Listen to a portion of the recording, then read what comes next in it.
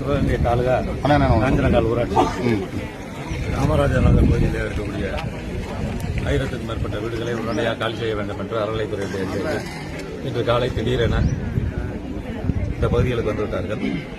உடனடியாக தங்கள் வீடுகளை இடிக்க வந்துள்ளதாகவும் வீடுகளை விட்டு சீல் வைக்க வந்திருப்பதாகவும் மக்களுக்கு செய்திகள் பரவி ஆயிரக்கணக்கான மக்கள் திரண்டு விட்டார்கள்.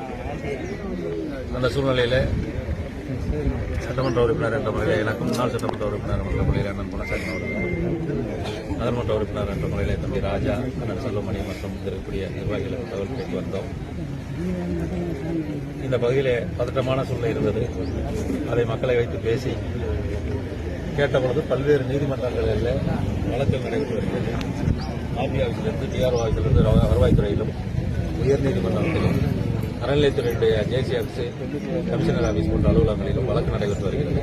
இந்த சூழ்நிலையில் திடீரென இடிக்க வந்தால் அல்லது சீல் வைக்க வந்தால் அது பதட்டத்தை உருவாக்கும், மக்கள் மத்தியில் மிகப்பெரிய சங்கடத்தை ஏற்படுத்தும் என்ற சூழ்நிலையில் அதிகாரிகளையும் பொதுமக்களை வைத்து பேசி எந்தெந்த வீடுகள் எந்தெந்த நீதிமன்றங்களில் வழக்கு நடைபெறுகிறது என்பதை அதிகாரிகள் ஆய்வு செய்வதற்கு ஒரு 6 மாதம் டைம் வேண்டும் என்று குடியிருப்பு வாசிகள் அவகாசம் பெற்றார்கள்.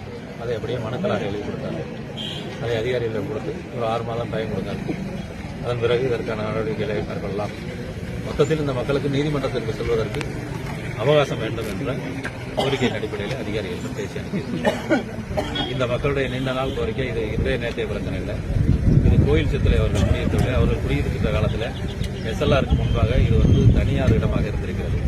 அவர்கள் வந்தது பிறகு இப்பொழுது 100 ஆண்டுகளுக்கு முன்பாக 1927க்கு முன்பாக அது ஒரு ட்ரஸ்டிலே இருந்ததாக ஆவணங்களில் எடுத்து அதன் மூலமாக இந்த கோயில் சொத்தாக இப்பொழுது கிளைம் செய்கிறாங்க. அந்த அடிப்படையே மறுக்கப்படுகிறது மக்களால். கோயில் சொத்தே இல்லை, தனியார் இடம், இதில்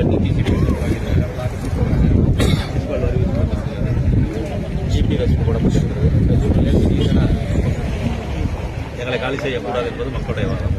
இதை முதலாக திட்டமிட்டு யாரும் இந்த கோயில் இடத்தை கைப்பற்றுவதெல்லாம் பல பேருக்கு அதில் வாங்கி இதற்கிடையிலே இந்த இடத்தை பதிவு செய்வதற்கு தடைபடப்பட்டிருக்கிறது. புதிய கட்டடங்கள் கட்டுவதற்கு தடை செய்திருக்கிறது. அதையெல்லாம் நீக்கி தர வேண்டும் என அரசிடமும் அறநிலையத்துறை அமைச்சரிடமும் கோரிக்கை வைத்திருக்கிறார்கள். காலகட்டத்தில் மாவட்ட ஆட்சித்தலைவர் இந்த கோரிக்கைகளை ஏற்று இந்த அரசு இந்த மக்களுக்கே இந்த இடம் சட்டப்பூர்வமாக செல்லும் என்பதை ஏற்றுக்கொண்டு அவர்களுக்கான இடங்களிலே சுதந்திரமாக வாழ்வதற்கு வழிவகை செய்கிறது என்பது மக்களுடைய கோரிக்கையை வலியுறுத்தும்.